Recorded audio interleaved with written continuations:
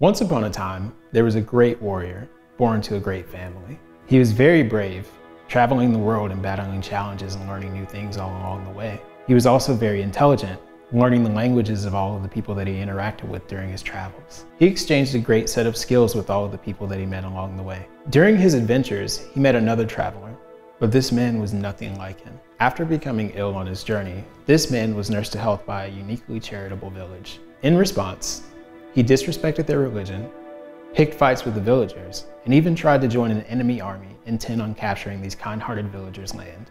Even through all of this, the village continued to give him opportunities to change his ways. After years and years of convincing, he eventually turned over a new leaf, gave up his mean-spirited ways, and joined the community. Unfortunately for our good, kind warrior, he was captured in a strange land, forced into a life of bondage, and was never able to see his family or his homeland again. When you heard that story, what conclusions did you make? Did you find the warrior to be noble? Did you find the traveler to be wicked? Whatever conclusion you came to, it was influenced by my perspective. My perspective, or the way that I view things, influenced the way you thought about these people. I wanted you to view the warrior in one way and the traveler in another. But I left out a key piece of information about these two people. The warrior and the traveler were the same person.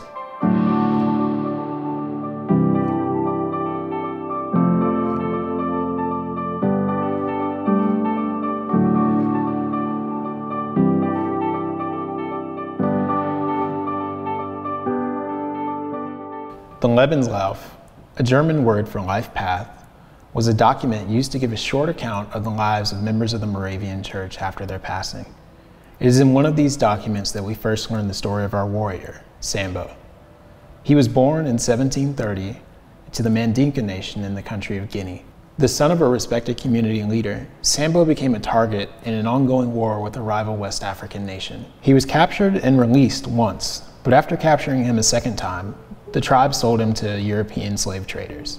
Sambo was marched to the coast and forced on board a slave ship, where the first of his travels and challenges began. The experience of being on board a slaving vessel was a brutal one, and many people did not survive. Sambo's warrior mentality probably helped him, as did the support of his enslaved comrades. The next time he stepped foot on dry land, it was on a French island colony in the Caribbean. Which colony is exactly unknown, but we do know that he spent a few years doing the grueling work of harvesting sugarcane and learned some French in order to survive. Sambo was then sold away to the English colony of Virginia, where he worked harvesting tobacco for a few years before being put up for sale in 1770. According to his Lebenslauf, Brother Heinrich Herbst of Salem purchased Sambo because he was thought to be in good humor and someone who could be converted to the Lord. But remember what we said about perspective.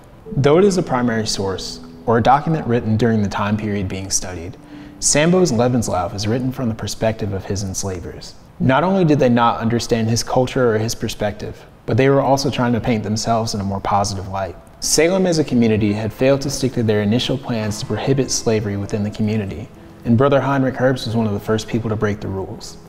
Considering how well he knew Abraham, it's likely that he contributed to Abraham's Lebenslauf.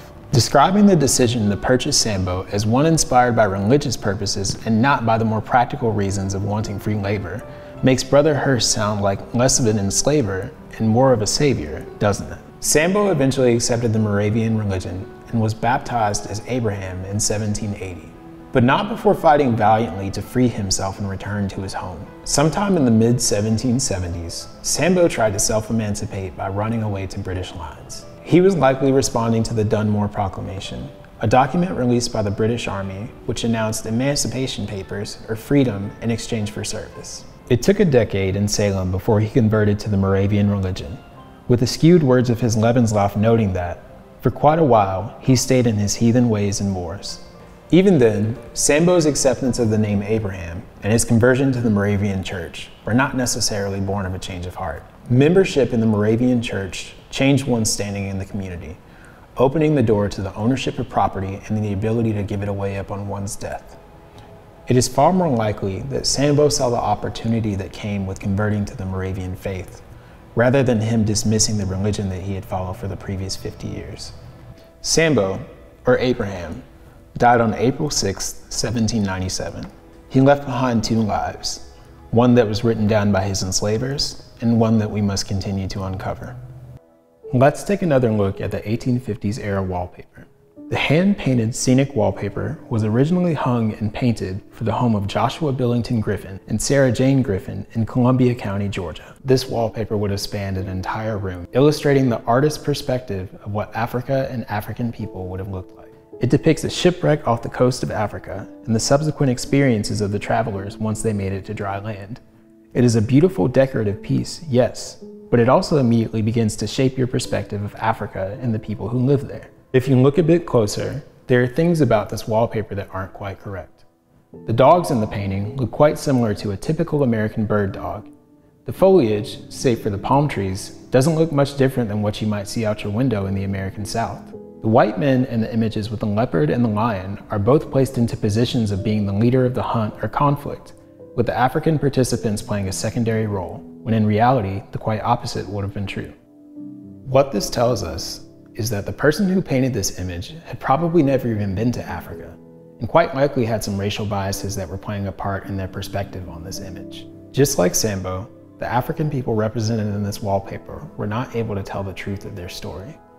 It is always essential for us, when we look at history, to make sure that we consider the hidden biases at play, including our own, and always do our best to find the hidden truth.